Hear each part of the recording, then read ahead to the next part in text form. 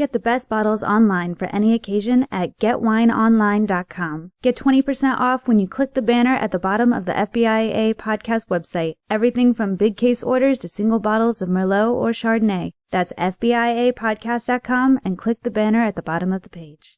Shut up and sit down.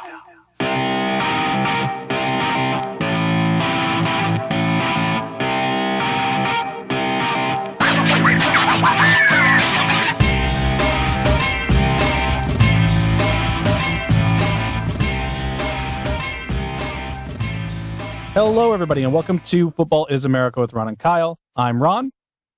And I am Kyle. And today we are joined by Joe McAtee, who is the editor-in-chief of turfshowtimes.com, which is the St. Louis Rams news and blog website and a fantastic part of the SB Nation community. We have Joe here today discussing the Rams with us. Very excited. Joe, thank you so much for being here with us today. Of course. Thanks for having me, guys. Absolutely a pleasure. Now, Joe, let me just ask a couple questions about you first to get us going. How long have you been a fan of this team? So I've been a fan long enough where, as a kid, I can't really find out in my own memory when it started. I know by the time that Jerome Bettis got drafted by the Rams, I was a fan because that was actually the first Rams jersey I ever got. But growing up in Dallas, Texas, there's no real reason that I became a Rams fan, but somehow it happened. And fast forward, 20 plus, almost 30 years now, and it's not going away anytime soon. It's not all that shocking to me that somebody from Dallas is like, no, too much with the Cowboys. No, somewhere else. Yeah. Not at all a shocker. And for perspective, I'm from Southern California and I'm a Colts fan. Doesn't have to make sense. See? There you go. So what is it that drove you to become a professional? Obviously, editor-in-chief, you are deeply involved in this team. What was the motivation there for you? Well, it actually started, Turf Show Times got started back in 2006. At the time, the editor-in-chief was Ryan Van Bibber. He actually started the site. And I was in the Army at the time, and I was actually deployed to Iraq. And as I was trying to follow the team going into the season, it was obvious that, the mismanagement from, General Manager Jay Zigman on down and the coaching staff and Scott Linehan and what he had assembled, it wasn't looking good. And, that's kind of an understatement. And obviously the years that followed made good on that. And I was kind of looking for some alternative perspective and really a place, as it's 2006, right? The internet wasn't what it is today. And I was really looking for some independent thought and analysis that wasn't coming from traditional journalists, sources that were having to be careful about what they said about a team that just wasn't doing well and headed into some really painful years.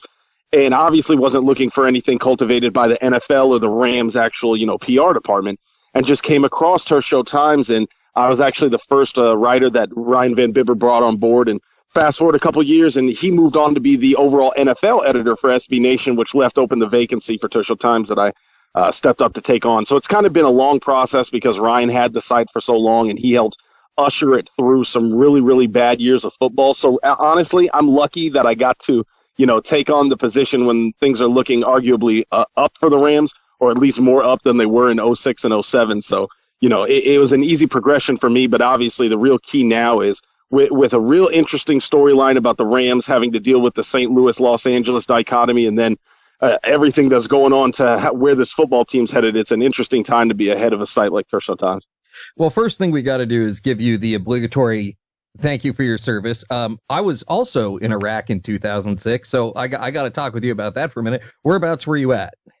So in 2006, I was actually attached to a special forces unit right outside of Camp Victory. It was actually called Radwania Palace Complex, RPC. It was kind of close to Bayap, the airport, Baghdad International. Okay, yeah. Oh, wow. I was there at Camp Victory in 2006 as well. So you guys were the ones in the way, man. Hey, I was up north. Actually, I was attached to a military transition team and a border transition team up in Fob Cobra with all of 50 Americans and 400 Iraqis. Very fun for me. Yeah, I actually got to go to Cobra because my second deployment was with 3rd Infantry Division. We were at Spiker, and so we handled a lot of the MITs up north. So fun times, man. It's a small world. Yeah, how about I like it. Everybody in the box. And would you be comfortable telling us what you did? Obviously, you said you were attached. I was satellite communications, and Ron was little bit of everything at that point. Well, Ron was also network communications, so we're battalion level and higher. Tell us a little bit about your service, because I know a lot of our listeners are active duty and former service members as well. Yeah, I was actually in the public affairs branch. My plan was to go and enlist it as public affairs, and then I was going to go out there commission in the armor branch, but I ended up getting married, having a child, and leaving the service, so things kind of took a 180 right around 2009. But most of it was public affairs. Obviously, in garrison, it's a little bit different than when you're deployed, and then being attached to special forces, they don't really do public affairs, so that was kind of a outside of your MOS type deployment. But I mean, it was a great experience, man. I have no bad memories about being in the military. I had a great time. I was also married in 2009, and that's when things go off. However, my last 3 years, there are a couple of bad memories, but nothing related to deployment. Oddly enough, deployment was the best for me, but we could talk Army all day and all night and make all of those. Couldn't we? Well, we could, but we'd need beer. So let's talk more football. Well, if we're going to talk about the Rams, I might need beer too. So I think we could talk with you for hours and hours without problem. Let's talk real quick. Strongest memory of the team, good or bad?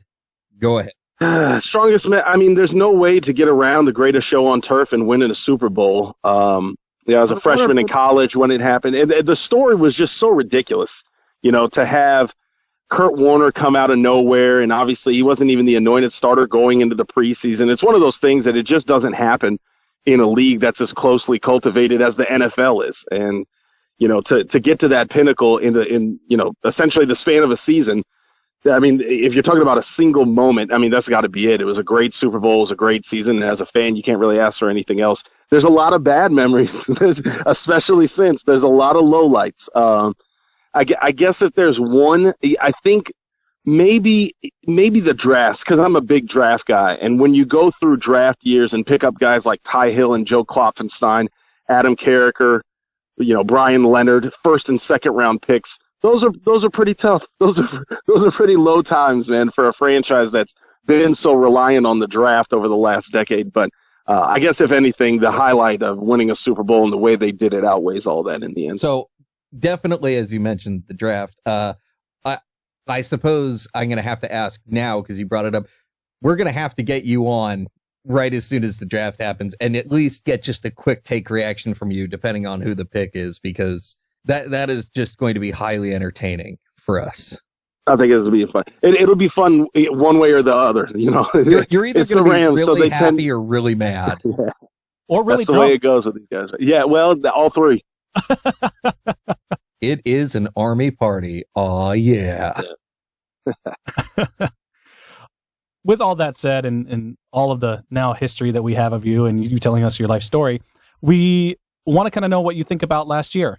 And the Rams have had it rough for a number of years now, so it's tough to narrow down, positives. So always just kind of on the outside edge, looking in, and they excel at being a ruiner, but you have teams like the Seahawks, the 49ers, and the Cardinals all in your division. It has been my opinion for a long time that if the Rams weren't in that division and they were in a division like, let's say, the NFC North or the AFC South or even the NFC South, they would be a lot better, and or at least record-wise they would be. If I had to force you to kind of take a step back, look at everything, and say, last year we did this well, or this was a success, can you give me anything on that? Yeah, I would say they performed relatively well under some adverse conditions. I think in the end, if you're looking to try to summarize what 2014 really was for the Rams, it was an exercise in mismanagement, right? To really look at 2014, you got to go back to the draft and the whole period leading up to it, when a lot of people thought they were seriously interested in Johnny Manziel. That you were looking at a situation where Sam Bradford was coming off of an ACL injury, and they didn't really have anything behind him on the depth chart. It was obvious that Kellen Clemens, headed to San Diego, wasn't going to be there as an option. And so the question was, what do you get as kind of a plan B for Sam Bradford? And I think in the end, what they really did was punted, whether that's because they wanted to sincerely remain committed to Sam Bradford or because they just didn't like any of the other options. Remember, the Rams had the number 2 overall pick, so they could have had any quarterback available in the draft, Teddy Bridgewater, whomever. They would have had their pick, and essentially they punted, and they ended up filling that old veteran mentor spot with Sean Hill, and then they had a collection of late guys. Garrett Gilbert, obviously, he ended up going to New England. You had Austin Davis as an undrafted free agent, but really what they decided to do was just roll with Sam Bradford for one reason or another. And when you get to the preseason and he injures his ACL again, now it's almost less about the season and the football itself and more about the managerial decision to have no plan B in case that happened. And because it happened so early, it kind of washed a lot of the performances away because it didn't really matter. You got a San Diego game that the Rams are playing really great on the road. It's, relatively late in the season. But when you got a quarterback like Sean Hill, that come crunch time, he's just not dependable enough. You get some late season performances, the back-to-back shutouts against, the Raiders and the Redskins, great performances. But when you get down into crunch time to make a playoff push, you don't have a guy on the roster at the quarterback position that you're ever going to be able to rely upon in big moments. And that goes all the way back to April of 2014. So if you're trying to summarize the season, I don't think it's even about the season. I think it's just about the decision to really rely on Bradford and the fact that backfired. You answered so many of our future questions right there. That was fantastic. I still got to go over some of it. Back-to-back shutouts is exactly what I was going to get to next. And obviously, you hung up, 52-0 on the Raiders? Something, you had to be sitting at home just going, what the hell? And I don't even know. Can you truly enjoy those victories knowing, all right, 52-0 now, but then next week, there was no guarantee. There was no cohesion week to week. You might go out and blank a team, and you might go out and just look like it's, the freshman squad at the local high school. And I think the key, when you look at some of those games is just to point out that there's always two teams playing. And, the Rams scored 52 points, but the Raiders gave up 52 points. They were really, it's been a while since I saw a team that was that bad over the course of an entire game. And, honestly, what I was tweeting out from the TST account was that I was asking for sympathy. I was calling for sympathy for Raiders fans because they didn't deserve a performance. The Raiders were really, really bad that day. And, the Rams were in a good place to take advantage of it at the time. But, yeah, I think that does sometimes set the bar where you expect some level of performance coming out of that, 2-3 weeks on. And I think part of it's quarterback. A lot of times when a team is really struggling, you've got a quarterback that can elevate the floor and bring a team up from the bottom as opposed to really put a lid on the team's potential. And obviously that's what the Rams had an issue with in 2014 was that they didn't have anybody that could really raise up the team as a whole. And obviously there was a ceiling that got clamped on top. And that starts with the quarterback play that they got, especially down the stretch. All right, and you mentioned Jeff Fisher and the way that they kind of put together the team and the previous staffs and all that kind of stuff. Jeff Fisher, especially with the shutouts, is not known for letting his foot off the gas when it comes to that kind of thing. He's the kind of guy that will he's going to put as many points on you as he possibly can, 50 burgers every single week if he could. And going back, and he's been there for a few years now. You're looking at the coaching staff. You're looking at the current staff. You've already said that there's been a lot of mismanagement. Who's on the hot seat here? Is this a very telling year coming up for Jeff Fisher? They've already kind of said that they're going to stay with Sam Bradford, and they're committed at this point, even though he refuses to take a pay cut and doesn't want to get traded. So how much longer does this staff have if it's going to continue to kind of make the same mistakes over and over? Yeah, I think that there's two ways of looking at that, right? As fans, you would expect to treat the Rams as you would any other team. And if that's the case, I would have thought the hot seat would have been last year. It was the third year for Jeff Fisher, third year for his general manager, Les Snead. Sam Bradford going into, his fifth year as an NFL pro, and obviously with the injury time and the contract, they weren't getting good value for what they initially invested. You would have thought that the third year for the coaching staff would have been a good time to really assess, okay, is this working? I think the problem is the team is in a very different place. You've got an NFL owner in Stan Kroenke who's not really invested in the goings-on of his franchise. A, because he's got so many other properties across sports, but B, that's just not his style. He is definitely not a micromanager. He likes to take the big picture and allow the people that he invests in to handle things underneath him and really trust them to manage the rocky times. And that's certainly what the Rams are going through. So I think if you look at it from a team perspective, there's nothing right now, March 2015, that's significantly different than March 2014, right? Sam Bradford's coming off an ACL injury. The Rams are coming off a season where they showed some promise but couldn't get to a 500 record or higher. You've got a talented young defense with some, growing potential-driven players on offense. It's really kind of the same conditions that you had a year ago. So it's hard for me to say that for any reason that Jeff Fisher or anybody else is going to be on more of a hot seat this year when it's almost an exact replica of the conditions a year ago. So I guess as fans, you want to say, yeah, if the seat gets hotter as you go on and you continue not to get into the playoffs. But to me, it feels like the exact same situation, and I don't know why logically anything would be approached with any real difference, especially if you look at it from higher management and ownership. Now, we keep talking about Sam Bradford without really getting into it. So let's get into it and let's talk Sam Bradford.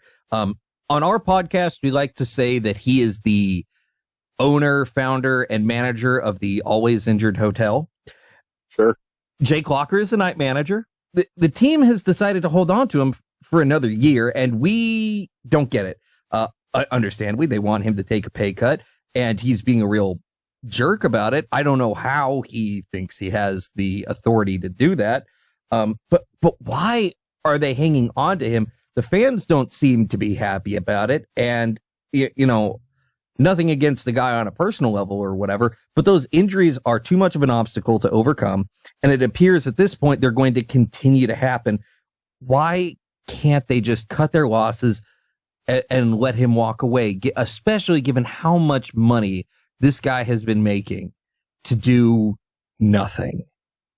And how much he's on pace to make the next 2 years. I would say in terms of part of the reason why the Rams specifically continue to remain tied to him. It's just a perspective that management has in terms of Les Snead and Jeff Fisher, who's he's more than a head coach. He's a de facto general manager as well for the team because he kind of handpicked Les Snead, and the understanding is that he's really guiding most of the moves, with Snead providing, kind of a counterbalance against any yes man sentiment in the room. But part of that philosophy is that they don't shy away from injured guys, right? They signed Jake Long as a high-priced free agent. They re-signed Roger Saffold after that brief Oakland-esque dalliance, where Oakland had signed him, and then they realized he's in that injury club too, and so they decided to let him go, and the Rams brought him back. They just don't have a philosophical problem about bringing guys in with serious injuries. Now, it doesn't always work out because you look at Sam Bradford, you look at Jake Long, guys with serious injury histories tend to get re-injured, but for whatever reason, they don't shy away from that. I think the other part, especially when you talk about the contract and, trying to restructure it, and the fact that he hasn't come to the board willing to take less, is right now the leverage is in their court. And it sucks because as a fan, yeah, you want to say, well, you don't deserve it. The problem is the Rams don't have any real options anywhere else, right? On one hand, you're not going to get Marcus Mariota or Jameis Winston unless you trade up, right? That prevailing wisdom suggests, because there's always a chance that somebody could drop, but the real prevailing wisdom is that you're just not going to get those guys with the Rams sitting at 10. That means the only options you have is your second tier of quarterbacks from the 2015 NFL draft, or the litany of guys that you could feasibly pick up in a kind of a trade, like Matt Castle just went, up north, somebody like that, or obviously whatever is available in free agency. And there's nothing really that suggests that you're going to have any more confidence with those guys than you would an injured Sam Bradford. So right now, the reality is the potential that you have with a healthy Sam Bradford outweighs the options that are out there on the market, and that gives him the leverage in negotiations, at least to hold out a little bit longer. I think the only real thing that would change things is if the Rams go out and spend a day 1 or day 2 draft pick on a quarterback. Then they can go back to CAA, which is Bradford's representation agency, and say, look, I get it that you guys don't think that we're ready to move on, but now at least we have a name in the building that we can put on the table to say, even so, we don't need Sam Bradford as much as maybe he needs us right now. You can have Jay Cutler. See, and that's exactly my point. That's exactly what I'm a Bears fan. You can have him all you want. And believe it or not, Jay Cutler would be cheaper than Sam Bradford. There are cheap options, right? Because the Rams could release Sam Bradford and get a ton of money back and reinvest that in free agency. They haven't done a great job in free agency under Fisher and Snead, but the grass is always greener. When you bring those guys in, you're always looking at how it's going to work and not how it's going to fail.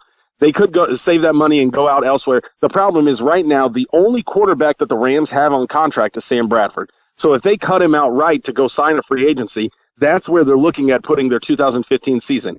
And, Jeff Fisher, as essentially a free agent head coach when he came in to coach the Rams in 2012, part of the reason was he was really attracted to Sam Bradford's tape. And he said he made no qualms about it. He was very public about the fact that he really liked what Sam Bradford offered as an NFL quarterback. And I just don't think that Jeff Fisher's not the kind of guy to lean away from his inclinations.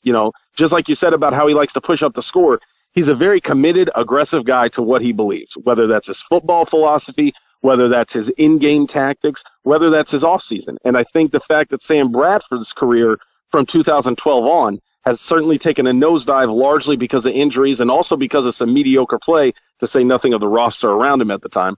I don't think that's really changing Jeff Fisher's mind as much as it is the fans. But again, that goes back to kind of what I was saying on the last question. There's a fan's perspective, and then there's the in-house perspective. And I think there's a real big difference between the two of everything that's going on right now with the Rams.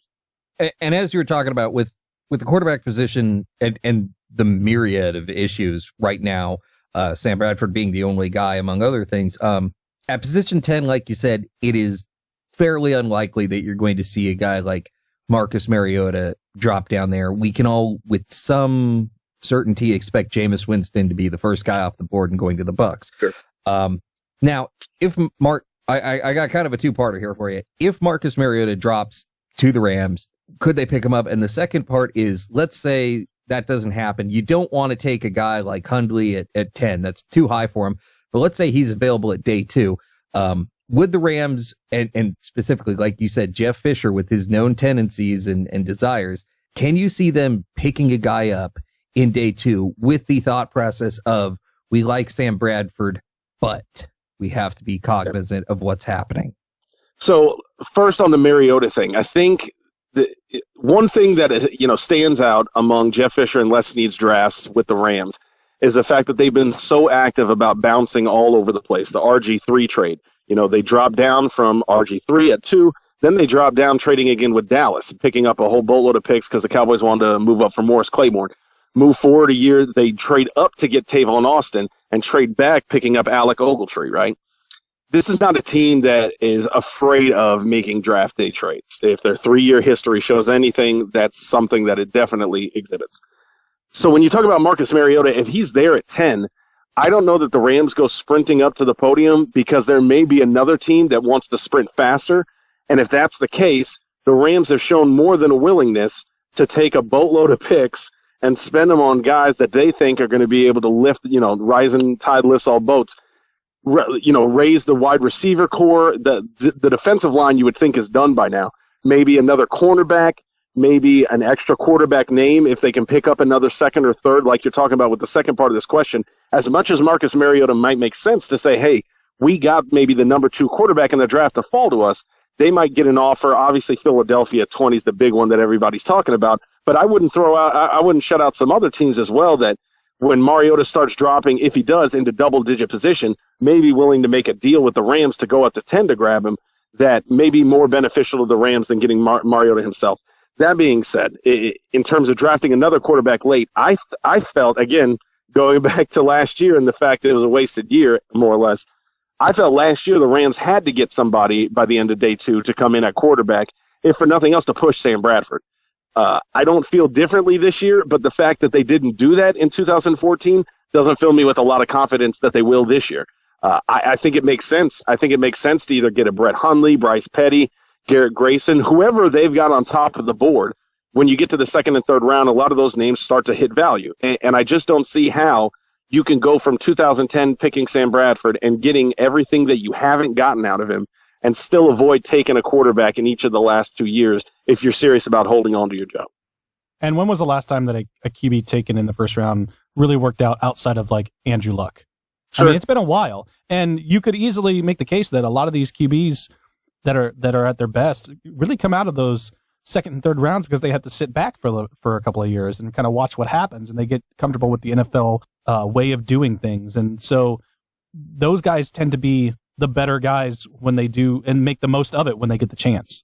And I think there's also a matter, and not necessarily questioning individual people's motivation, but in terms of, the blunt situation, when you're a top, for example, Sam Bradford, number 1 overall pick, he knew the last 4 or 5 years that as long as he's healthy, he's got the starting job. He can't really lose the starting job, A, because he's Sam Bradford, he was the number 1 overall pick, and B, because the Rams had nobody else. When you've got somebody else, now that number 1 overall pick, whether it's Robert Griffin III, as we saw this last season, Sam Bradford, or even what you couldn't even finish that without laughing.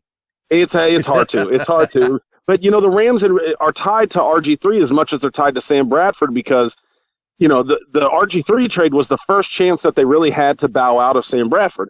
And it was, ever since then, they've stayed as committed as they could to him publicly, privately, in terms of football matters, in terms of financial distribution. Nothing has changed in terms of 100% commitment to Sam Bradford, even with all these other options.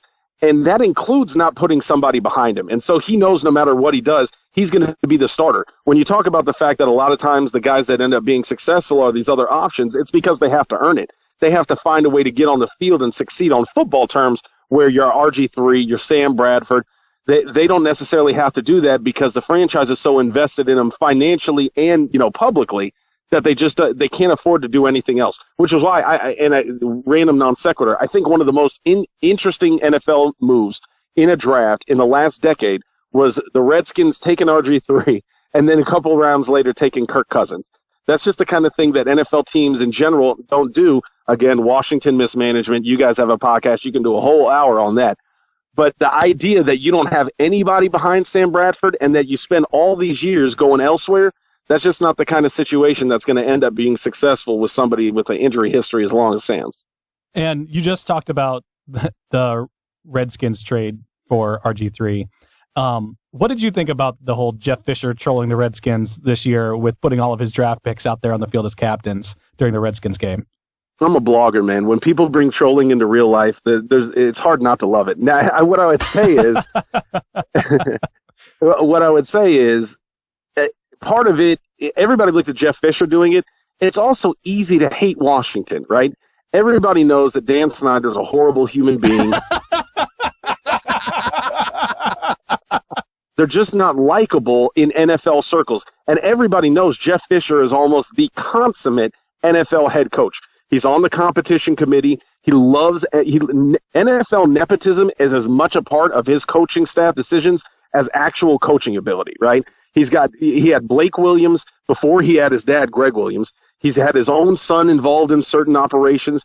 He's had both Boudreaux on staff. He had Brian Schottenheimer. I mean, Jeff Fisher is, if you're drawing a comic book for the NFL and coming up with the most NFL coach, quote unquote, Jeff Fisher would be where you start as a stereotype. So the fact that, there's a schism between somebody who is NFL and a front office that doesn't do things the way the NFL likes in the Redskins, yeah, I thought it was a funny way for that to kind of manifest itself on the field. I never thought of it in a comic book sense, but when you look at Jeff Fisher and you think of the owner, you look at the owner, sunglasses, awesome mustache, the comb to the side hair, and then you look at Jeff Fisher, awesome mustache, the sunglasses, always has the windbreaker on. Just like, I guess that when you think of coach, I mean, the last time you really saw somebody who said NFL coach was Ditka, and since then you have to say Jeff Fisher for sure.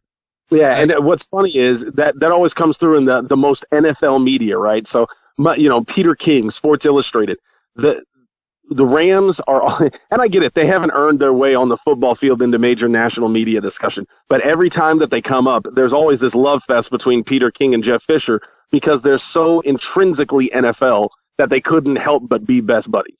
And we definitely had a field day with Jeff Fisher trolling the Redskins. As you said, the Redskins, if love them or hate them, they're definitely easy to make fun of, and that is a large part of what we do.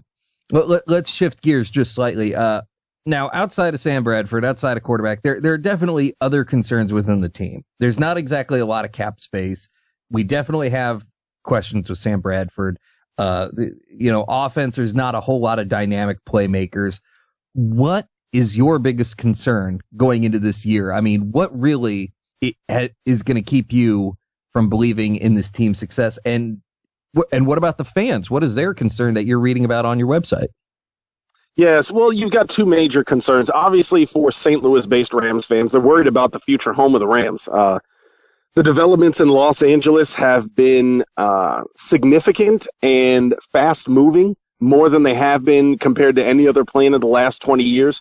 And the fact that Stan Kroenke, the current owner of the Rams, is at least publicly as committed to getting his stadium site developed in Inglewood has a lot of St. Louis-based Rams fans concerned that, this is the last year for the Rams in St. Louis. So that, I would argue, is probably the number one issue, only because of the overarching implications it has for the long term of the franchise. In terms of actual football play itself, I think the part of the problem is in that RG3 trade, essentially what Jeff Fisher and Les Snead were doing was banking their team on potential and the youth that they were going to be bringing in the next 3 drafts. And what we've seen from 2012 on, in each year, the Rams were the youngest team in the NFL. So you don't have a lot of veteran experience. You don't have a lot of playoff experience for guys that know how to steady the ship and get to the playoffs. I mean, everybody remembers Aaron Rodgers' quote earlier in the 2014 season, right? That's a guy who knows how to deal with, tumultuous early season issues and keep the eye firmly planted on getting to the postseason. The Rams don't have that because they've never been there. The only guy that's really, has that experience is the head coach, Jeff Fisher himself.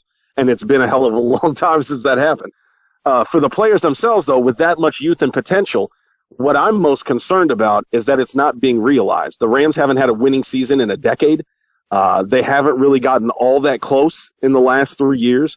And when you don't have Sam Bradford, the only guy on the roster in each of the last 3 years who's capable of providing the quarterback play you need to be a successful team and get to the postseason, it makes it that much harder to rely on guys, your Janoris Jenkins, Trumaine Johnson, the 2 cornerbacks that they picked up 3 years ago, your secondary, TJ McDonald, Rodney McLeod. Obviously, your defensive front, you've got 4 first-rounders up there. You're comfortable with the kind of pass rush that they're generally able to provide and the fact that it makes it a little bit easier on the secondary, but they're making youthful mistakes in year 3. And that's where the real concern comes in, is that if you're going to bank on youth and potential, at some point they got to start playing like older players, seasoned veterans, and we just haven't seen it. Now, you brought up the stadium and the moving and all of that stuff. That's obviously been one of the biggest stories surrounding the Rams lately, and Stan Kroenke basically not giving a crap what anybody thinks, told the NFL he couldn't care less what they thought, and he doesn't need their permission, and he will move the team regardless of what they say, and basically, took a selfie of himself giving the middle finger to Roger Goodell and told him to stuff it.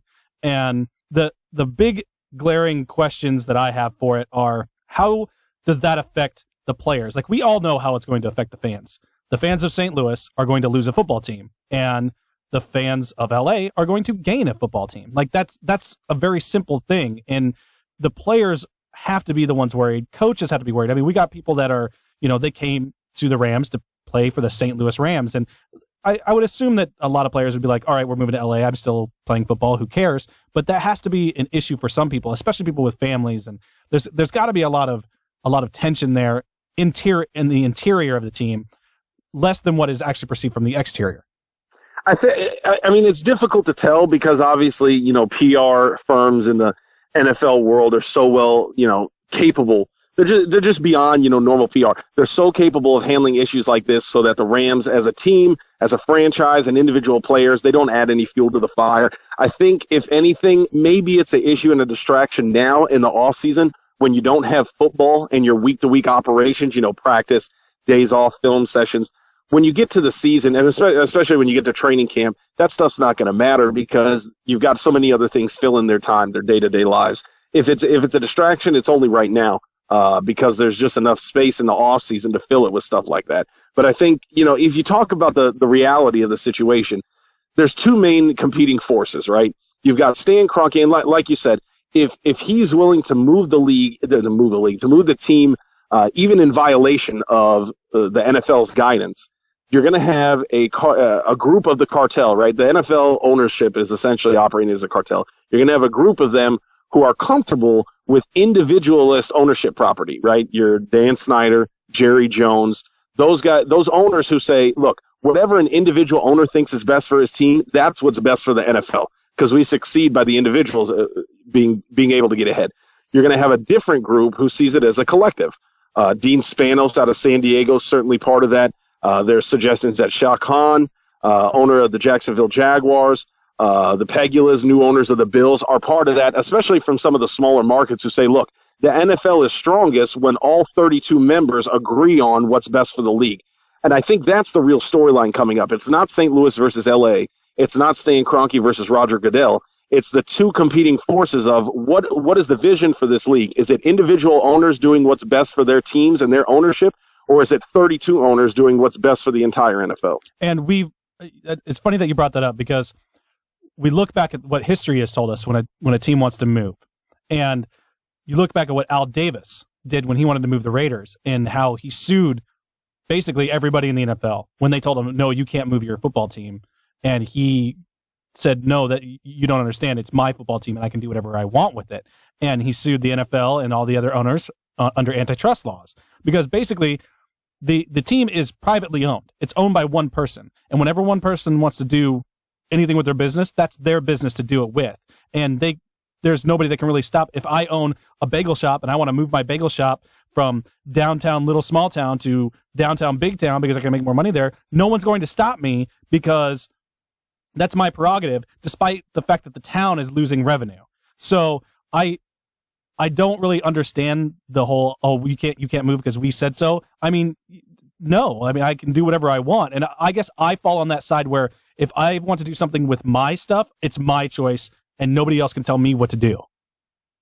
Sure. I guess if I'm trying to provide a devil's, the argument, for argumentative sake, if I'm being devil's advocate, the difference is, when you're talking about a bagel shop, right? Let's use that analogy. Let's say there are only 32 bagel shops in all of America. And for you to own a bagel shop, you have to get approved by A, the 31 other bagel shop owners, and B, the National Bagel Shop Association, run by Roger Goodell, who approves you to be an owner, right? Right, it's a franchise deal. Right. So Stan Kroenke didn't just buy the team. He was approved to buy the team. And there are no other options for him to buy another team at the time, right? So it's not as simple as a direct analogy to, free marketplace enterprise business economics, because it really is a cartel. And the difference is, because of the NFL, they've decided that there are going to be bylaws and guidelines that restrict their economic opportunity compared to your normal bagel shop owner. So there is a little bit of a difference there. The key is, and it's economic philosophy. Do you agree as an owner that you should be able to act like Al Davis? Like what seemingly Stan Kroenke wants to do, what Dan Snyder has been willing to do, what Jerry Jones has been willing to do, is say, I know the league is saying that this is what's best, but what I want from my team, what I see as best, is what I'm going to do, and you can't stop me. Or are you going to see more of, Green Bay Packers, Buffalo Bills, even the San Francisco 49ers falling in line with guidelines and bylaws that restrict ownership from doing what they say they want to do, because they want to make sure that what's in the best interest of the league is what happens. I don't really have a vested interest in either side, but I think it is going to be interesting, because a lot of times we like to portray it as this free market economic opportunity.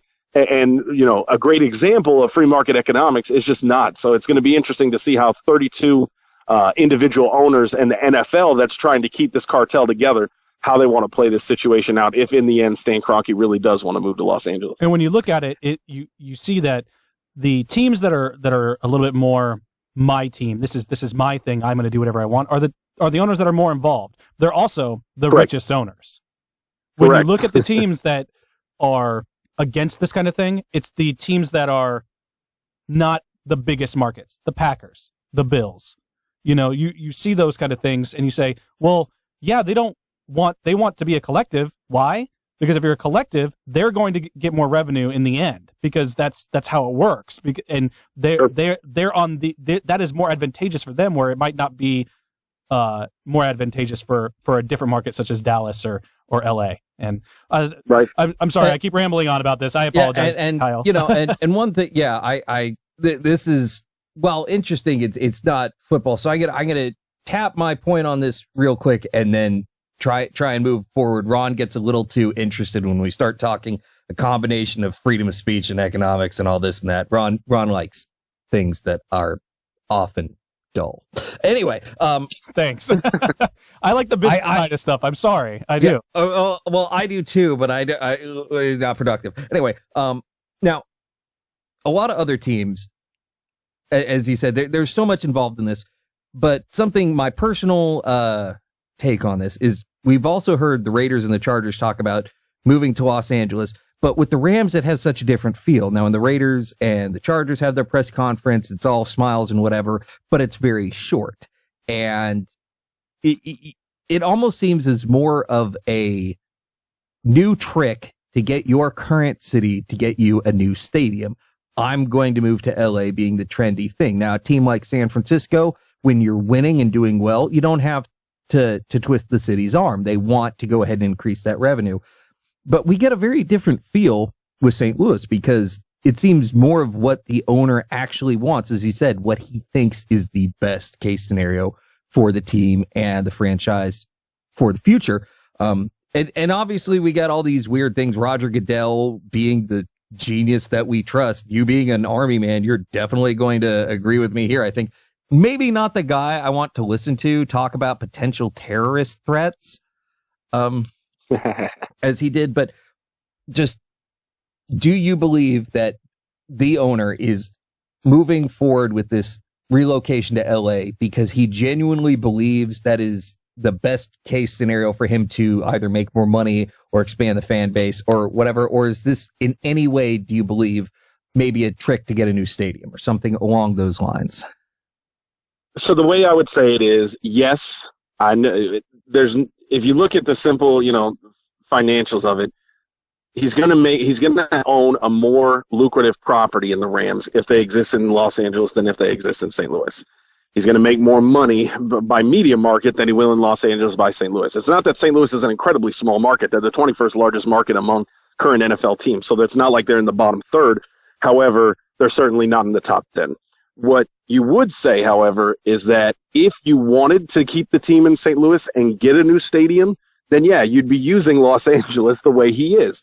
The difference is Stan Kroenke, A, is incredibly rich, even by NFL owner standards, and B, he owns the land that they're talking about. So a lot of times when you're talking about site changes, you have to deal with civic authorities and land ownership to try to get everything all in one place, which is what St. Louis is currently working with for their own stadium proposal.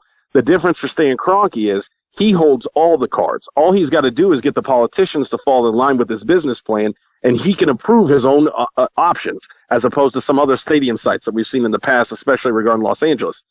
The other different thing is, and this, it's in modern America, Stan Kroenke's been greasing the wheel for local politics in Los Angeles for nearly 6 years. He's been donating cash into Los Angeles elections specifically for Inglewood, knowing that a day like this was going to come when he needed the political action committee that he's formed in order to get this through. So he's not stupid, right? He's an incredibly smart guy, savvy businessman.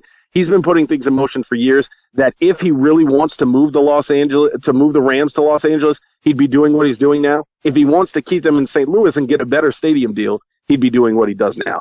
Does that mean that he's moving them? I think it's too early. We're going to have to see. I really think I still put it at 50-50 every time somebody asks me this. I think the first time that we're going to get a real sense of whether or not the Rams are moving is when the NFL gets involved, and that probably won't come until next year in the offseason.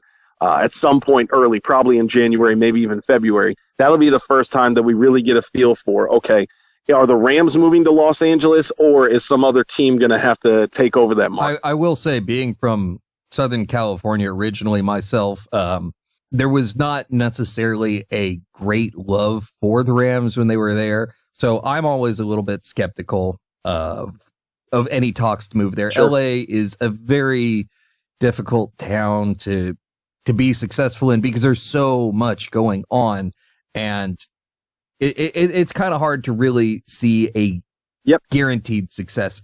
We all understand a lot of people, big market. That doesn't mean it's an open market to your particular product. So we're just going to have to wait and see on that one. Now let's talk a little bit more about the football side of the house. Now we definitely have addressed your concerns and the fan concerns for this team. Now, outside of the stadium and the relocation issue, how do you see the Rams addressing them? And I'm talking more specifically the personnel issues and the deficiencies on the roster. Obviously, quarterback is going to be a hard thing to address via free agency or even the draft. But what impact do you think this team is going to have in the upcoming free agency, and what can we expect in terms of re-signings or acquisitions? Yeah, so I think if you look at it, there are three main issues going into this offseason that the Rams have to deal with before getting into the actual football product where you really have to take the defense into it. And those three areas are all on the offense. A, you got to do something about the quarterback position on the depth chart. B, you got to readdress the offensive line. They dropped by some advanced metrics from middle of the pack in 2013 all the way down to 31st in 2014, albeit with almost the same personnel going into the year. And then C, you got to find out who's going to be a playmaker. It just hasn't been Tavon Austin. Part of that, a lot of people pegged on the offensive coordinator, Brian Schottenheimer. They've gone ahead and made a change there, and that's a good thing because you just can't tolerate the kind of inadequacy that the Rams have had on offense for so many years without making a change. They've gone and done that, brought in a new offensive coordinator. We're going to have to see if that's going to work. And obviously a quarterback coach change in Chris Winkie as well that's going to come in and hopefully get Sam Bradford together in time for the season. But you look at draft and free agency, how are they going to do that? Obviously, the quarterback position, you want to address that through the draft to give a real sense of change at the position because whether it's Kellen Clemens, Sean Hill, Austin Davis, all these free agent guys, undrafted or otherwise, they're just not in there to really make a big deal at quarterback. They're in there to fill out the roster and hopefully guide the team through some of the difficult times in the locker room, week to week, that kind of thing. The Rams got to get somebody who can play football on the field, and that's only going to come through the draft. Offensive line, on the other hand, previously the Rams had some success bringing in free agents. A guy like Harvey Dahl that was able to come in and be a solid guard. They had Shelley Smith and Chris Williams, both of whom left before the 2014 season, and they just weren't able to fill the guard position adequately. They ended up going with David Joseph for far too long after Greg Robinson had to slide over to left tackle because of the early injury to Jake Long. Stop me if you've heard that before. What they got to do is come in and get some new bodies. They got to get some guys to the draft, but I think if free agency is going to allow them a chance to improve anywhere, it's got to be the offensive line, either at center or at guard. And then the playmaker position, who knows, man? I mean, Randall Cobb obviously going back to Green Bay, that stings a little bit because I was hoping maybe the Rams would be aggressive enough to try to bring in somebody like that because if you go into the season and your playmakers, again, are on TV elsewhere and not on the Rams, I just don't see how they're going to have enough offense to be able to get through this season. All right, so just being obviously ridiculously premature because we haven't even seen free agency or the draft happen yet. That's the best way to do it, man. I agree, but some of our other people that we've interviewed are a little unsure with this question, but there's definitely a lot of talent on this team. There's definitely the chance of success. As we already talked about, this team really, really, really, really likes to play ruiner and beat teams that have a way better record at the end of the year than they do. So there's definitely hope, but what is it going to take to get this team into playoff contention? And if not this year, how long do you see that taking? Well, I think part of it's twofold. A, you got to get the quarterback play, but B, you've got to get rid of the mistakes. And part of it is youth, and part of it is the Jeff Fisher style, right? He likes aggressive football, and sometimes you get too aggressive, especially when you have young players that don't know how to walk that line. A great example was the Brandon Lloyd touchdown at the end of the first half, Monday Night Football, Rams against the 49ers this year. You're going into halftime. You've got a double-digit lead. You know that you can't give up a touchdown. But the Rams are so aggressive, A, they call up a play where there's only one safety covering over the top, and then B, Janoris Jenkins tries to undercut the first move from Brandon Lloyd, and both backfired. Now you've got no safety cover over the top. Janoris got bit, and you get a long touchdown for Brandon Lloyd with seconds left before the half. That's who the Rams are, right? And they're not going to get away from that. The difference is they just got to get better at it. And I don't know how that happens when the people that you're asking to get it better are the ones who have failed for the last 3 years. But if the Rams are going to be successful, that's what's going to have to happen. And along with that is getting magically a healthy Sam Bradford or somebody else who can get a competent 16-game season in that quarterback. Kind of staying in the same vein of the whole premature going over, now that we know absolutely nothing before the draft and free agency, what is our realistic hope?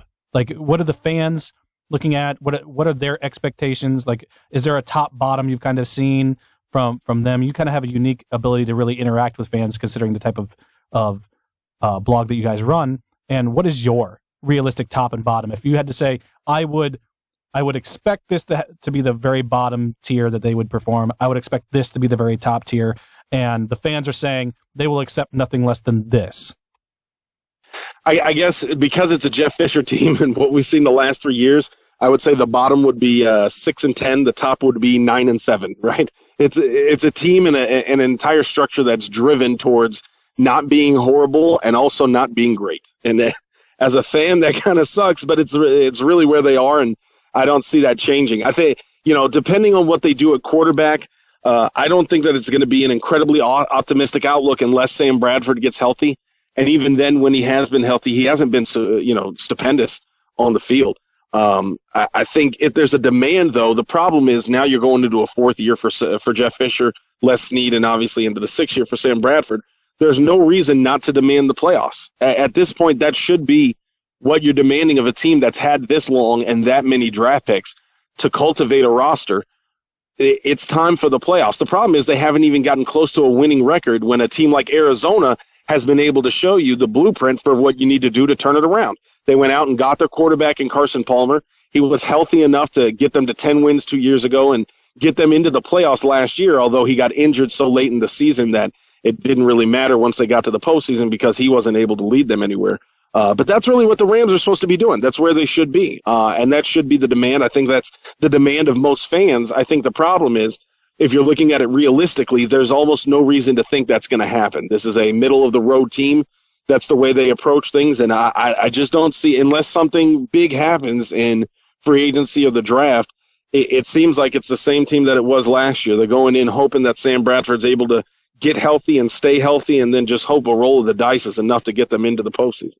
Well, I know for Ron and myself, we have a huge obsession with Bruce Arians, so I think that the Cardinals got an unfair advantage there, but that's neither here nor there at this point in time. But that's kind of the point, isn't it? Right? I mean, when you have an obsession with a guy who's successful, it's because he's successful. Nobody really has an obsession with Jeff Fisher because he's not able to get these teams over the hump. And I think that's the problem. That's what the fans want, is they want to see him kind of, a little more flexibility and a little more willingness to go outside of his own approach. The problem is he didn't get to where he is by doing that. It's a weird dichotomy for the Rams, man, that they're stuck in this weird cycle that they can't get out of, but it's what they've committed to. And I just don't see any reason to expect anything else. Totally agree with you there. Well, we are just about out of time for this interview. Joe, I'm going to open the floor up to you to go ahead and get your information out there. Please let the folks listening know about your Twitter handle and your website and anything else you want people to be aware of. After that incredibly optimistic plug for the 2015 season. Yeah, Turf Show Times, man. The great thing about Turf Show Times is anybody can sign up and drop an article on the site today. And I always encourage people to do that, because what they'll come to me and say is, why aren't you optimistic enough about a team that you say you're a fan of? Or why do you want the Rams to leave St. Louis? Why do you want the Rams to stay in St. Louis? I try to strike, a balanced tone when dealing with that stuff, only because, A, I don't know what's happening, and B, I don't have any inside information. I'm just dealing with reality as it comes to us. And that's what I love about Turf Show Times, is the fact that anybody can get on there and offer a competing opinion, can drive a conversation towards what they think is the most important, and can offer what they think is, an observation of a view on the ground, whether that's a Rams fan in St. Louis, a Rams fan in New York City, or a Rams fan halfway around the world. I think it's all part of the kind of conversation that fans are having every day on other sites off the internet. And so I'm glad that for the Rams, they've got a home like Turf Show Times. It's at turfshowtimes.com. Turf Show Times is obviously the Twitter handle. A Facebook page really grew in 2014, so we're gonna do some fun things with that in 2015. But everything Turf Show Times, TST all day, man. It's fun over there, and I'm just glad to be a member of it for 2015 when all this stuff is coming to a head between Los Angeles, St. Louis, Sam Bradford, Jeff Fisher. There's a lot to talk about, and if you're interested in the least, it's going to be a hell of a story to watch play out. And as you said, you started out just as a contributor, just a fan of the team, and now you are editor-in-chief. Once again, everyone, Joe McAtee, editor-in-chief, Turf Show Times. Joe, we can't thank you enough for helping us out and giving us all this fantastic information. Thank you so much. Yeah, thanks for coming on and letting me ramble on about the business side of stuff, so that Kyle's frantically typing at me, we're running over time. Well, now you guys can explain. It's now a football, army, and economics podcast. Once again, Joe, fantastic job. Thank you so much. We certainly hope to have you on again. Thanks for having me, guys. Once again, everyone, that was Joe McAtee, editor-in-chief of turfshowtimes.com. Wonderful Rams SB Nation blog page. Definitely enjoyed having Joe on. Fun to talk to another Army guy. Definitely finding it very interesting that we were all in Iraq right around the same time. Find it more interesting that he said he had zero gripes about the service. I wonder if that is a politically correct statement, or if he was just that guy who had it good, because I had some We gripes. all have our small gripes, Kyle, but I mean, Well, you more so than most people, but well, if maybe they give me my stupid disability, I'll go ahead and turn around and be happy, but well, that's the VA. That has nothing to do with the Army. it has nothing. It has everything. Off topic. Look at what you're doing, and that I love it. you are, Don't be jealous. This is what you do to me all the time. Yeah, but when I do it, it's cute and hilarious. Except for when not on my end. It was great having him on. It was awesome. I know that I got a little long-winded when we got to the business side of stuff, and I know that can get a little dry, and most people don't care about that stuff. I do. I love the business side of stuff. Most people that listen to the show know, if you've listened for a long period of time, know that I have a business degree background, and I really enjoyed that portion of the whole thing, and arguing that who should have the right to do what. I also like the political side of things. Kyle hates that about me and wishes that was the part of me he could change. I mean, I got my political opinions too, but they're just volatile. And I know, hey, what's the quickest way to get your friends to throw things at you? Let's talk politics, and then, or religion, or to a smaller extent, economics, but they're all kind of wrapped up together. But yeah, one thing I definitely enjoyed about having Joe on is, to me, the relocation issue was not as big a deal as it is to Rams fans. And it's really nice to get that perspective of, wow, this is such a massive thing. And of course, once it's brought up, it becomes totally obvious, but I'm looking more at quarterback, which of course he went into at length at that, but hopefully we can finally see Sam Bradford shut down the always injured hotel. And my ideal thing would be if they kick him now and he goes to the veteran combine and rips his ACL in half right there. That would be funny to me, but I'm a horrible person. So I want to, of course, thank Joe, and I'm hopefully he's listening still, but I want to thank him for coming on, of course, from me, and doing, kind of the hard work of having to listen to me and email repeatedly, badger him into coming on the show. Thank you for that. And I'm really excited to have him on again. He knows his stuff. And once again, we had a really good set of interviews today, Kyle. We had a great set.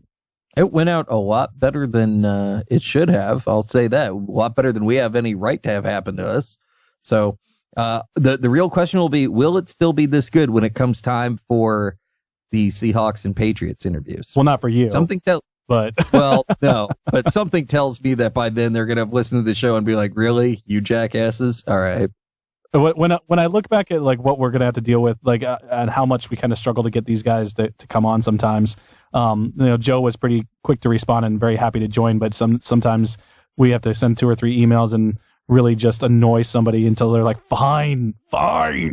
And then once they do come on, it's great having them here, but they're always excited, but there are personal commitments. There are a lot of people who get pulled in a lot of different directions for the team. And as one of the people we talked to said, almost always, it's easier to let the first email go away to see if the person is serious. So it was great having Joe on, as we've said 5 times already, because we're repeating ourselves to close out because we're idiots.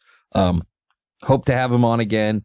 And for anybody still listening to us ramble on, why? We're not, there's nothing productive happening here. We're not going to go ahead and give you the secret message to drink your Ovaltine or whatever. So,